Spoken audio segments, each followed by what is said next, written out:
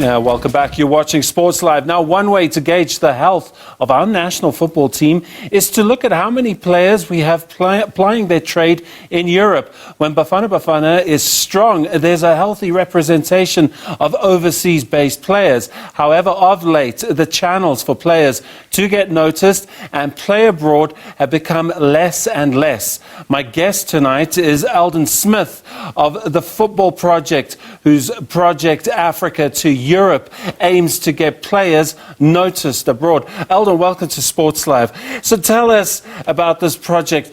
It's hard for a South African player to get across to Europe these days. How are you guys facilitating people who want to go and get noticed overseas? Yeah, Simon, thanks for having me. I'm a scout for a company in the Ukraine. The name of the company is KS Consultoria. So ever since I started working for him, we were always looking for, ways and means for us to try and exhibit players and create opportunities for African players to get exposure or to get marketing opportunities in Europe. So that's how we came across the Africa to Europe project, and that's when it was formed last year in October. So making sure that as a South African can get exposure in Europe, it's not easy from a logistical standpoint. Take us through how you spot the guys here and how you get them over there. And also Ukraine at the moment, they're in a wartime situation, so that must obviously make the job a lot harder. Yeah, no, definitely. So how the program starts off is with a national talent identification process. So we have 9 scouts around the country that assist us with the talent identification. So we have coaches like Clinton Larson, Brent Cardles, Punch Masenamela. They all are part of the scouting process. And so we go into 9 cities this time around. The trials will take place in July. And then, we're looking for a 22-man squad to take to Turkey for a showcase tour. So at this point in time, we already have 700 players registered. So we are expecting a lot more until the end of the month. So that's how we go about it. And the exposure that they get, if they're going to Turkey, for instance, that's a very active football league there. A lot of big clubs, and a lot of players use that as a stepping stone to get further into the continent. Yeah, so the reason why we've chosen Turkey as a base is because of the fact that it's easier to access, and then number one, it's also very, very cheap, cheaper than other countries. But during January, February, March, Turkey usually becomes like a sporting hub because of the fact that Eastern Europe normally snows out that time of year, so clubs would go into Turkey for a pre-season camp or a mid-season camp. So during that time of year, you would have about 70 professional clubs in one city at the same time. So we then use our network and our connections, and we reach out to these scouts, agents, sporting directors to come through to Antalya specifically. And then we set up an exhibition tour where we play matches against professional clubs. And then all the scouts and the sporting directors and the club representatives will be present watching the games. And if there's anything that they like, and then they'll approach us, and that's the process. It's an incredibly tough path to become a professional footballer. Some might think that they should just stay at home and perhaps get noticed by one of the clubs here.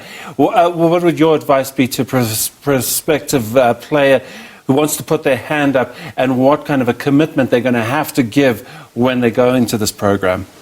Yeah, look, I think the reason why we started this program is because of the fact that there's limited opportunities in South Africa, number one. So, I mean, if you look on average, there's about 30 players in a professional club, and if you times that by 16 clubs in the PSL, 16 clubs in the Glad Africa, you're looking at maybe just under 1,000 players who are actually fortunate enough to make it as professional players.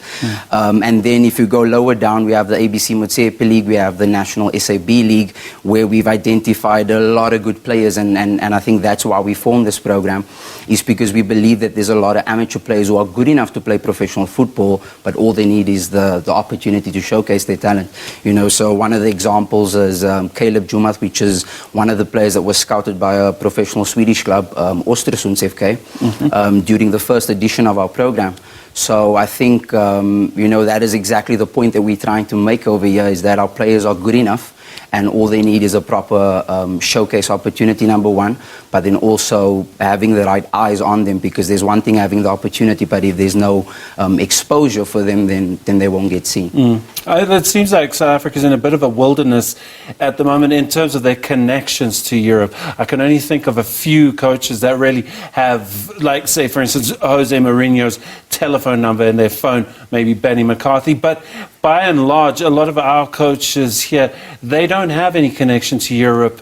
How do we establish those channels? It involves, I would assume, a lot of networking on the part of our football fraternity. Yeah, no, definitely. So I think the most important thing is building credibility, because at the end of the day, these scouts and coaches and sporting directors, they work with hundreds of agents and scouts around the world, and there's definitely an interest for African players and South African players in general. I mean, one of these clubs from Sweden actually scouted a player, like I said, Caleb Jumath. But in Sweden, there's a club by the name of Varberg Boys, who's I think last season they had 5 South African players in their registered squad. I think 2 of those players moved on to different clubs, but that just shows that there's definitely an interest there. But at the end of the day, people like myself, we need to do the groundwork and then also present a credible program. So I do feel that this specific program has a lot of potential, and I think the biggest, hurdle would be, financial investment, because at the end of the day, it is an expensive process, and an expensive exercise. So that's exactly why we're trying to promote it. But I mean, it's critical to the development of a football player, and also just would help to enhance the stocks of the South Africans around the world and also locally. Eldon Smith, thank you very much for being with us and explaining this exciting program. It's nice to be able to extrapolate it up to national level, but yes, the hard work is down at grassroots level and trying to get the players there. Thanks for being with us tonight. Thank you for having me, Simon.